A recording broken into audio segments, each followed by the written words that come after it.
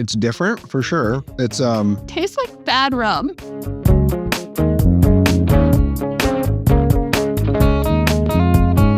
Hello and welcome to My Tiny Bottles, the project where I'm exploring my grandmother's legacy of miniature liquor bottles, one tiny bottle at a time, or 3 tiny bottles today. I'm your host, Tammy Coxon, and I'm here with Matt Birchard. I know Matt from his amazing podcast, the Liquor and Liqueur Connoisseur, which I have used a lot when I've been researching these bottles. So Matt, why don't you introduce yourself, say a little bit about the podcast and how you got started? Yeah. Podcast for me was a COVID project. We're in lockdown, so we had a lot of time. I have always enjoyed distilled spirits, and I thought that Midori is where it started, actually. I thought Midori was made in Sweden for whatever reason, and it's actually Japanese. And so I figured somebody had already done this. Somebody had some Ken Burns style history. And when I found that nobody had, I just decided, well, I got time, so I'll do it. And then, here I am over 100 episodes later. And, So what I really appreciate about your podcast, which is very different than the way I do this, right, is that you're so meticulous. Like, you describe the bottle in great depth, and you nose it, and you just like, your notes are really precise. Did you do that with Midori? I haven't listened all the way back. Yeah, the first episode, I am surprised myself, actually, that I stuck with the format, that I guess I got it right to my liking when I started. And I don't know, I just kind of made it up. I figured, because I only do audio only, I figured I needed to describe the bottle. So that's right. And I have actually stolen that a little bit from you when I do the podcast versions. I will try to add some visual descriptors, but I'm nowhere near as good as you are. So one of the bottles that your research was really helpful for me was this bottle of Malibu coconut liqueur laced with light Caribbean rum. It had many different names based on where it is in the world and when it was bottled. But your work was really important in me kind of tracking down James Espy and the whole South African connection. Yeah, and I kind of stumbled upon that when I was doing research, because I like to tell the story of the brand and how the bottle I have today relates to where it came from. And I really like the story of it, and just internet research primarily. I've got a lot of books now, but I use the Wayback Machine, which is the Internet Archive. They'll show you websites that aren't online. And I think that might be where I found some of the primary sources. It was amazing. And in the course of unearthing my grandmother's collection, I have found not 1, not 2, but 3 bottles of coconut and rum liqueur, which I sort of attribute to she was collecting in the late 1970s, and that was total pina colada time period, all the rage. And so, coconut rum, make an easy pina colada. And so when I was invited you, do you want to be on the podcast? You were like, yes. I was like, oh, I know what I get to like on that. And you were totally game to have. I love coconut. So that's good. So this is going to be a great coconut rum-off. We're going to taste all 3 of these. We're going to compare the Malibu to its modern counterpart. And we're going to see which one we hate least, like best. Something like that. I'm excited by all of them, even if that'll be an experience. That is part of the fun. Okay, so we're going to start with this Roncoco liqueur made with light white rum. And we had a long conversation about which of these to start with. Decided that we'd start with this because it is the oldest that I've found. It predates Malibu. Right, 1975 is when this was invented, although this bottle is actually the newest of the tiny bottles, 89 to 95. Plastic. But plastic, so, well evaporated. 24% alcohol, down from its original bottling proof of 30% when they started in 1975. All right. Time. So how would you do a little brief one, but how would you describe this if it was your podcast? This was mine. I'd say it's a small plastic bottle, airline bottle, if you will. It's thicker plastic than I think you would get today, for sure. Simple white label. I assume it was white when it was new. It's faded now, though. Roncoco logo type at the top. Liqueur is prominent underneath it, and that's maybe a bird of paradise or palm tree, maybe. Yeah, your guess is as good as mine on that one. Yeah. And then there's, legal descriptions, disclaimers, and that's a price tag almost. There was a price tag. Price I don't know tag? if we can read it anymore. Oh yeah, $1.15. $15, yeah. $1.15. A little white closure. So All right. So that gives you a little bit of a flavor. Yeah. All right. So I'm going to try to open this one. Oh, open very easily. That's good and bad. All right. This is a clear liquid, pretty syrupy. Would you like to describe the glass we're serving this in? yeah, this is a clean Glencairn glass. It's a specific whiskey nose and glass. It's tulip shaped. It allows you to really see the spirit and nose the spirit, and then of course taste it. So Yeah, and this is probably the fanciest glass Roncoco has ever been Maybe. tasted out of. I get. I do get a little coconut. The Glencairn is actually doing a good job Yeah. of collecting the Yeah, the kinda coconut liquor. pinches them up there, Mhm. and so you gotta. With higher proof spirits, you gotta watch. Sometimes you can get too much ethanol burn on them, but But if there was, I on don't the, know how much ethanol is going to be left in this after its evaporation. yeah, I mean, It actually smells kind of nice. Doesn't Yeah. smell like rum at all. no, It but just- it definitely seems potable and Yeah, and it smells kind of like a natural coconut flavor rather Mhm. than a unnatural. It doesn't smell like suntan lotion, which is good. No. All right, I'm going in. all right. Cheers.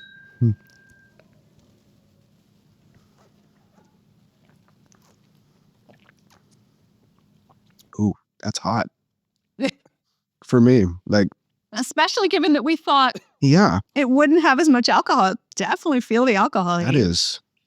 I mean, it is the first taste for me, but yeah, palate will warm up. But yeah, surprising that I got that much heat off of it. But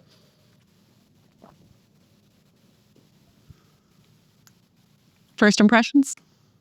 mouthfeel, it's kind of a little syrupy. You get I'm getting now an astringency, like a cough syrupness on the sides. It does have kind of a coconut flavor, Mm-hmm. but I would say it's not nearly as sweet as I thought it would be. no. Mouthfeel, you're right. That thick syrupiness, which probably from some of the evaporation, for sure, but not as thick and sweet and syrupy as many things that I have tasted already. Mm. Coconut's there. It's light. It's not overbearing. No, but it does. It feels like it's probably from the evaporation that it's concentrated in a little more, I don't know, something. It tastes maybe cheap, I think, Okay. is how I might describe that. But I'm quite pleasantly surprised, actually. yeah, I mean, it's not terribly offensive. No. I mean, if I bought that today and for $1.15 or even $2, I'd be happy with that. Right? Well, our next one that we're going to taste is in a little bit better condition. This is Jonkanoo. Mm-hmm. And so this is from a Canadian distillery called Reader Distilling, which is in Grimsby, Ontario, and they're gone now. This bottle, I think, this bottle is probably from 1978 to 1983.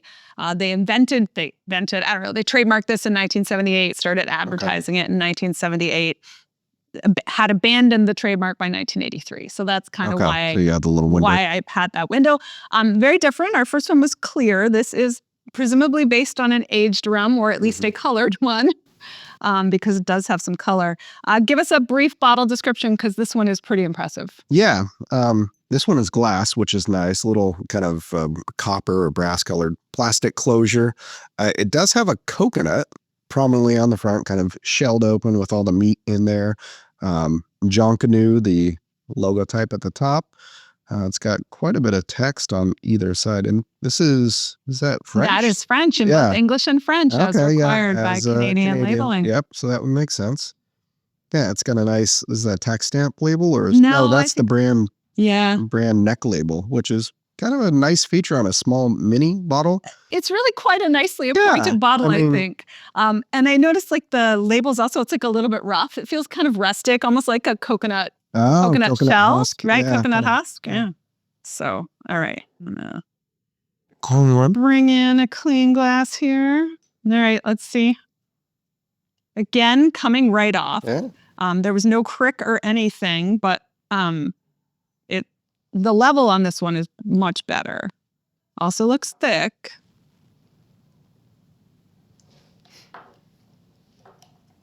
Does have that, aged rum kind of caramel with hints of orange on the side. Yeah, it looks much more like it's accustomed to a glass like this, right? Yeah, you can. What we'd expect in this kind of glass.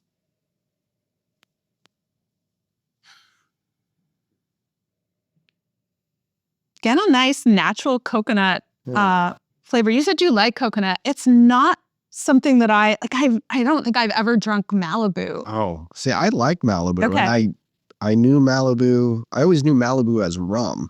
And that's what I think the brand wants you to think. Even though legally it's not, but.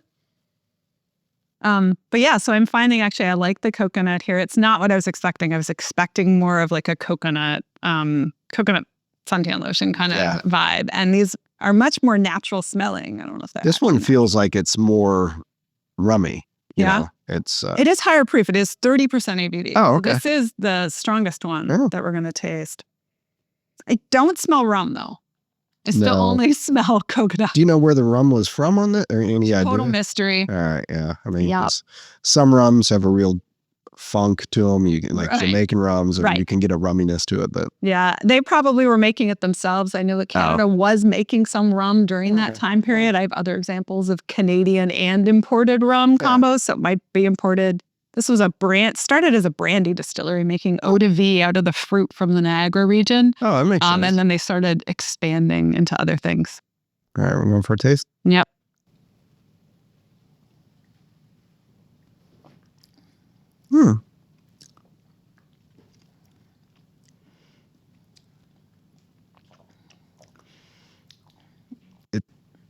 It's different for sure. It's tastes like bad rum.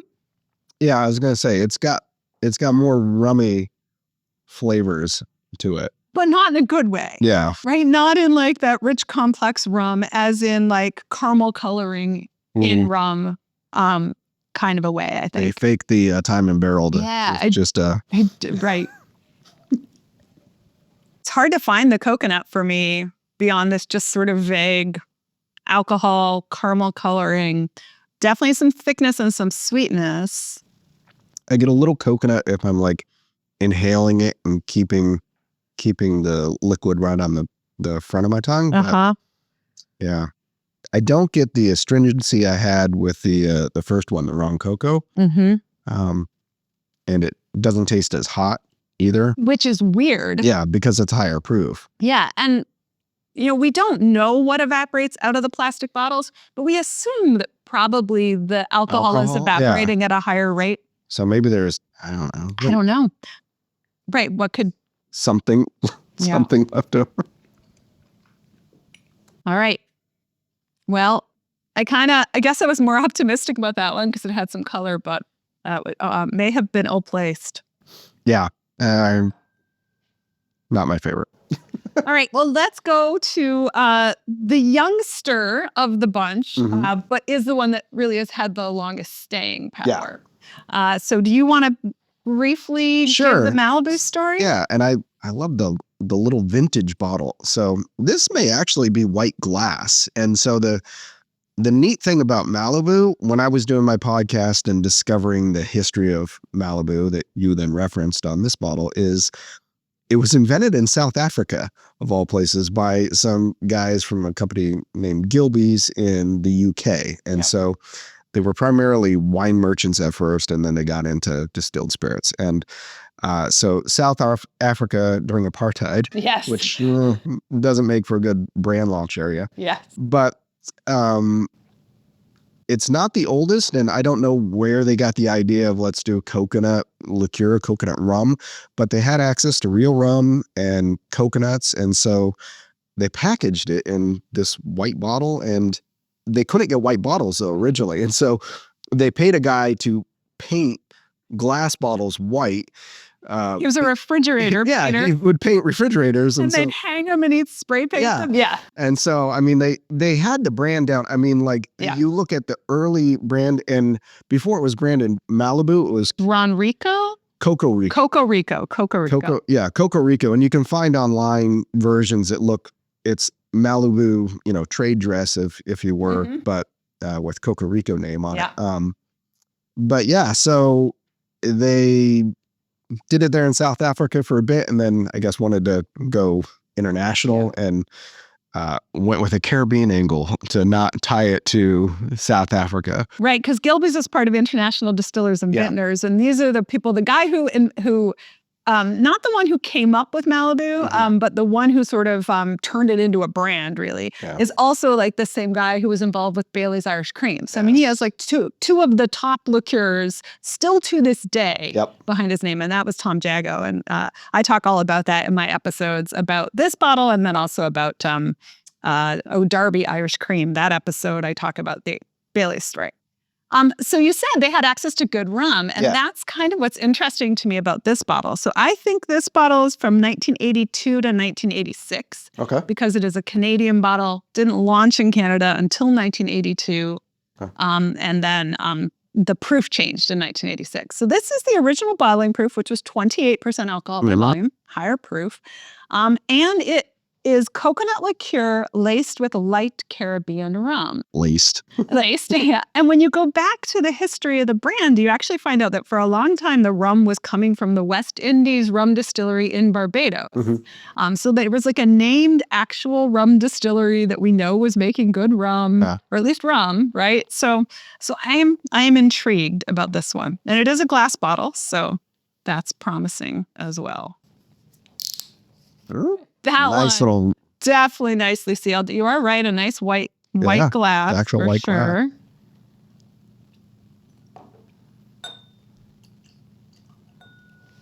All right. clear as Malibu is. Yes. I like that the modern Malibu actually has gotten, surprise, we have a modern Malibu bottle. But I think it's interesting that they switched to having the clear part at the bottom because I think they want people now to know it's not a cream liqueur. Yeah. Which would be what you would think when you think coconut in a solid white bottle. Yeah. Yeah. And I assumed that for the modern one, it was just more economical to do a whole shrink plastic than to, because now. Yeah. But yeah. No. This doesn't have the same syrupy viscosity as Indeed. the others. Not at all. Right. So this looks more like rum and less like a liqueur. Yeah.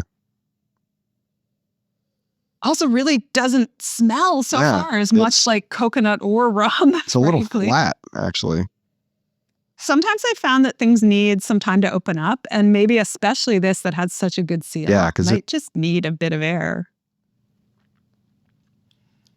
So it's not as syrupy as the others, but actually feels sweeter. Yeah, a little bit. Tastes like Malibu. I would, somewhat. I'm going to go ahead and pour our comparison sample right away so that we can baseline against the modern.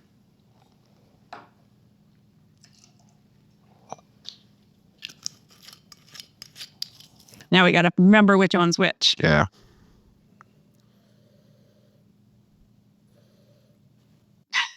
It's held up in the bottles remarkably well. Get a little more aroma on the old sample.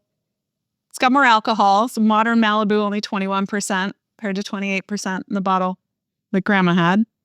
Yeah, the modern is brighter. It's more flavor forward, I think. Now, it has more of what I was expecting to find in the other samples, more of what I feel is like a little bit of an artificial coconut flavor. Yeah. But surprisingly, so Pernod Ricard owns Malibu as the brand now. But it's all made in Canada. Yeah. But what Pernod Ricard does is they list nutrition information on their corporate website, and coconut is listed as an allergen because it's a tree nut. So there's some real actual coconut in here. Some actual coconut. Okay. Maybe it's essence. I don't know. Maybe it's for Yeah. allergy reasons. But so I assume on the vintage Malibu that it had some real coconut essence or something in it. Maybe, right? We have to think like, I don't know how well advanced were the flavor houses in the 70s. Yeah, and it's a little bit like the modern Malibu has almost like a little bit of that oiliness you associate with a coconut water. So, all right. I think we do have different expectations about coconut today because of the popularity of coconut water and things like that. Yeah. Aroma on the old sample is definitely coming up now. I'm going to pour myself a little bit more of the old. It's got a little bit of what I talk about is that dusty flavor that I find with old spirits sometimes, which I didn't, interestingly, note in the other two bottles. I didn't really get any of that, where this one I do kind of get this mid-palate. What's the dustiness mean to you? Just sort of like you can... I don't know. I just feels tasted old it. It or tastes a little stale. Yeah. Right? It's just dusty. Stale. Dusty Could is be. the way I describe it. Huh. That's like, I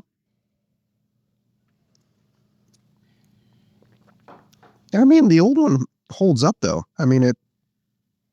Oh, I'm amazed at how well it stood up Yeah. in the bottle. A lot of the liqueurs that I've tried have oxidized over time or kind of caramelized in odd ways and have gone off. Like this, for what did we say, 82 to 83 is a 40-year-old 40, bottle that's- of liqueur. Yeah. It held up really well. And maybe it's because it's Malibu. coconut versus like a lot of other liqueurs tend to be like fruit or something like that I feel like would be more volatile, maybe. Maybe, I don't right. know. Or, right. Because anything that had actual fruit in it ever, those particles are still there and they're Yeah. still changing. And so, yeah, it's like Southern Teague talks about with Old Amari, that like they usually don't get better because there's still, even though it's filtered, there's still stuff there that's continuing to extract. And, Yeah. you start extracting stuff you don't want. It's like leaving tea steeping for too long. That's exactly it. It gets to me. All right. What do you think? Which one would you add to your repertoire if you needed to mix up a pina colada? Where would you lean to? I'd go with modern Malibu, honestly. I mean, it's got the most like, coconutty flavor, but I think otherwise I would go with the vintage Malibu. It's probably, so definitely this Jonkanoo was a disappointment. Although revisit it a little bit. Do you have any left in your glass? Or did you finish No, it? I finished it. Yeah. Did a little bit. I was like revisiting it just a minute ago in the glass, and it's got something going on. I guess with the color and the ornate label on this Yeah, Jonkanoo, I hoped it would be, I think if I wanted like a hit of coconut flavor, I might actually go with the Roncoco. Yeah, like if I could find a vintage bottle of like Roncoco, I would be interested to try it because I think just like you're back to Jonkanoo. Yeah, Jonkanoo. It tastes like cheap rum. It It's does. not. Yeah. It's It's maybe though. To be fair, it's maybe the most rummy. I mean, because I don't get rum flavor out of Malibu. No. I like that little bite on the Roncoco. I don't know where it's coming from, but I do actually like it kind of. Well, I'm glad I didn't, glad I didn't make you taste horrible things. These are good. These are fun. Yeah, this I is like great. coconut. None were off, I would say. Yeah, well, this was awesome. Thank you so much for joining me. I also want to thank the Multnomah Whiskey Library in Portland, Oregon, who agreed to host us for some tastings today. So probably this room has featured many more delicious things than coconut rums, but now these are in some fine company, as am I. So Matt, where can people find you if they want to know more about you? I am Liquor and Liqueur Connoisseur on .com. You can find me on all your favorite podcast platforms. I'm also on Instagram and Facebook primarily. But so I've slowed down on my frequency of publishing, but I still enjoy it. I'm still doing the podcast. Absolutely. And I am Tammy Coxon. You can find me at mytinybottles.com. There you'll be able to go back and see the individual episodes for these if you want. And you can also find me on social media at mytinybottles on Instagram and Facebook, and Tammy LC on Blue Sky, which is the place where I am most active on social media. So check me out and like, subscribe, follow. Definitely, if you like podcasts, you like booze history, definitely follow Matt's podcast. And thanks so much. Yeah. Cheers. Thank you. Cheers.